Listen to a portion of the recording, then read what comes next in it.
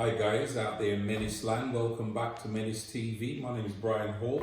I'm the founder of Peckham Town Football Club, founded in 1982, back in Peckham on the housing estate where we lived as youngsters. I'm joined today by our first team striker, Marcus Black. Mark, how you been? I've been okay, thank you. Good to see you, bro. You too. Yeah, I've been waiting for these goals. How many have you got now? Well, I scored my first one on Saturday. You know what they say, once one comes, just like buses. Yeah, So. yeah. Yeah.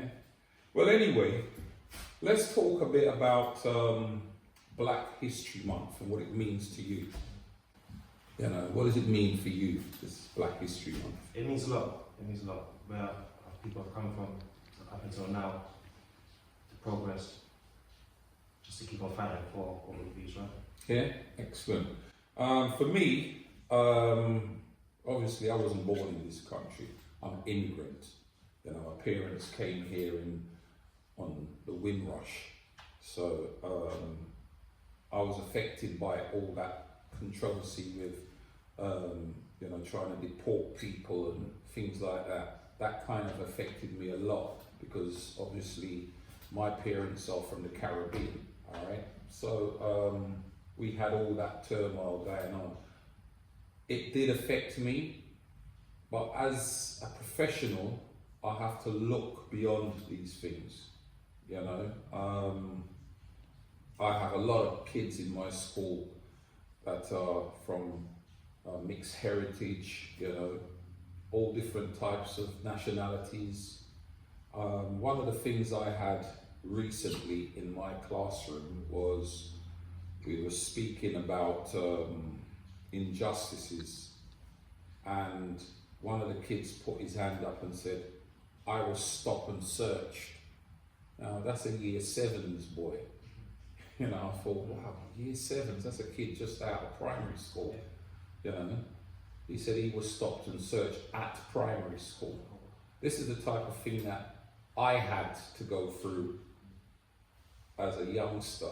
You know, I think when the first time I got stopped and searched, I was about 13, you know. So to know that this is happening to kids in primary school is kind of concerning. It is. You know, so I did ask a number of guys in the class, who else has this happened to? To my surprise, 70% of the kids put their hands up and all had an experience to share with us. You know, it's important for me to talk about Black history and where we want to go to and where we're coming from. It's important for me, you know. And Saturday's event where we had a partnership, the beginning of a lovely partnership with Rio's Foundation. Rio's a kid that I've known for a long, long time, since he was a young lad in Peckham, you know, growing up on Friary Estates. Mary also knows Rio. They all grew up together, okay? So I'm glad that we've got this link now with the foundation. Damilola Taylor, another fantastic project, the Hope 2020. I'm happy to be linking up with that because, you know, another bit of injustice, although it was something outstanding happened after Damilola's death, because that brought around so much changes and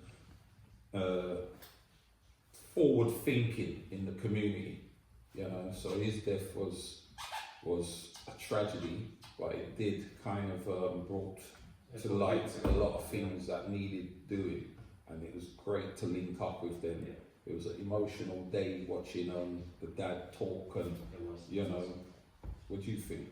I think it was. I think it's also a great thing that we've done to get everyone together, the community, obviously Peckham Town, in the community, and to bring everyone together as a family. Really feel like that family atmosphere. In a positive light. It was a great positive. The day just felt different, and from the off when I arrived at the ground, just was positive energy, and the fans standing up, and obviously we had the speakers, we had the Rio Ferdinand Foundation, Damilola Taylor, we also had Hope 2020. It felt good. And how did you feel playing in the match on Saturday after we'd had the speakers and like we made a bigger event around it? It felt different. It was a positive energy. It felt good. It felt good to play, and the fans were great as always at the Menace. It just felt like one big sort of family pulling together in the right directions. Fantastic, mate. And you was close to one of the man of the matches out there. Okay, I missed that. You done well. Pull the trigger more often. I know. Yeah, it is. We've held events like that in the past, quite a few of them throughout the years, you know, and it's something that we're always interested in doing. You know, the last big event we had was on Peckham Common, with thousands of kids turned up, where we held a fun day in partnership with McDonald's Peckham. And as I said, the whole of Peckham turned out. You know, we had to have police to block it off. It was that big on Peckham Common. So it's something that we do a lot here in the football club. So it is something that we hope to be continued, and not only just a partnership with Rio and Hope, we're hoping to go back to the days when we once partnered with 32 schools in the borough. Throughout Southwark, Lambeth, Lewisham, we partnered with all these schools. You know, this football club has a rich history for partnering up and running community events. So we want to go back to those days. And how do you see that reflected in the fans? How does that make you feel? Is it like pride that you see? Pride, man, pride. I'm proud to be, you know, sometimes I've got to pinch myself because, as I said to you, I started this club when I was a little kid.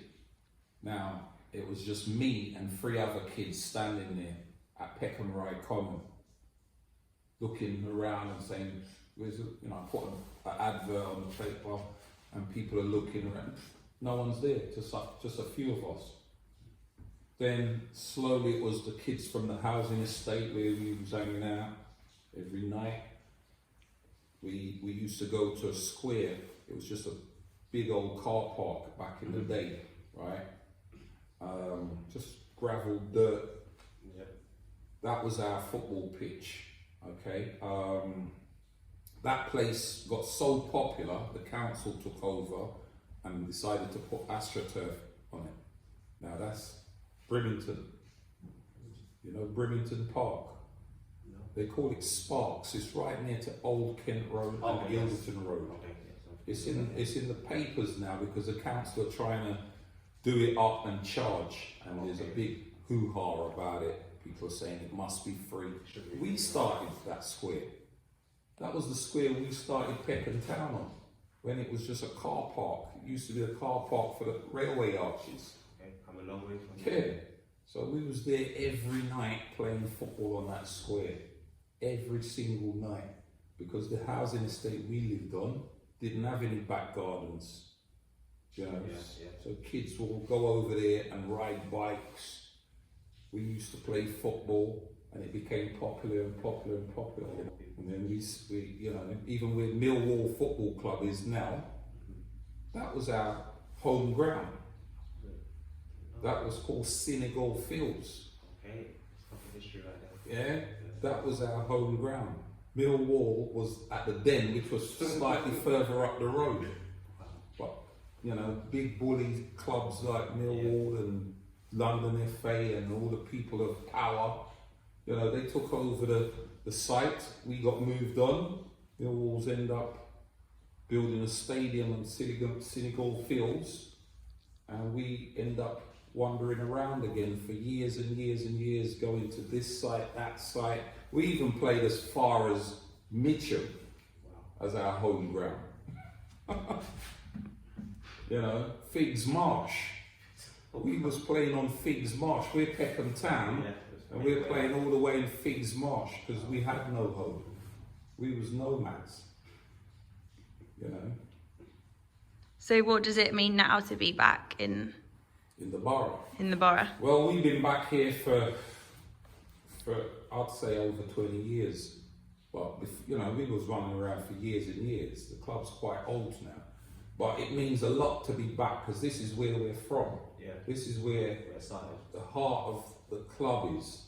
Kids come from this town and want to play for this town. That's the reason why I started the club, for the town, because I realised there wasn't no football club for the town. You know, if you're a kid in Peckham, you had to go and play for a team in Lewisham, or Croydon or something like that. Somewhere in Kent. Yeah, or somewhere in deepest Kent. You know, that was what was on offer. Where was our football team? Yeah, so it's important for communities. As I said, at the heart of every English town there is a football team, and that's the truth. Wherever you go in this country, you will find a football team at the heart of every town. If you don't, then it's got to be a new town like Milton Keynes or something where you've got to go and nick a team like AFC Wimbledon.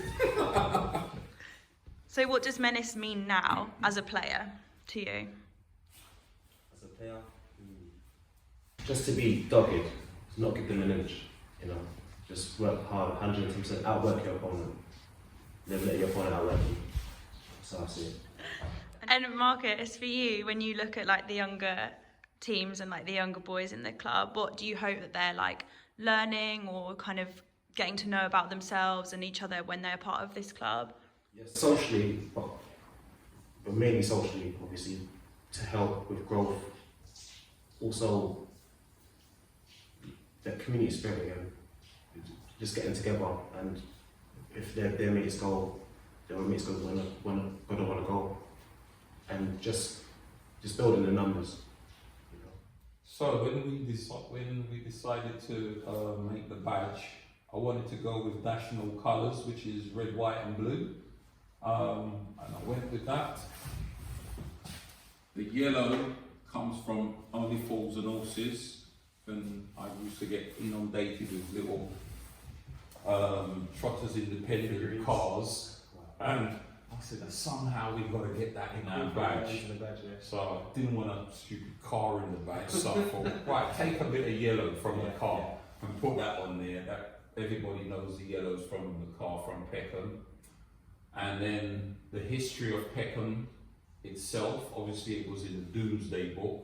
It was once owned by the King of England, so really we should be calling ourselves Royal Peckham, but we don't for some reason, but it was owned by the King. So I gave the England flag, and the name Peckham comes from a river that used to run through Peckham. It was called the River Peck. So yeah, there was a River Peck, so we've got all the water going on. And me being black, I thought, I'm going to add a little bit of black there. You know what I mean? So then somebody says, oh, what's that black for? I said, that's represent me. You know? Red and white hoops. I wanted something that was going to be easy on the eye and something that will never clash with anybody.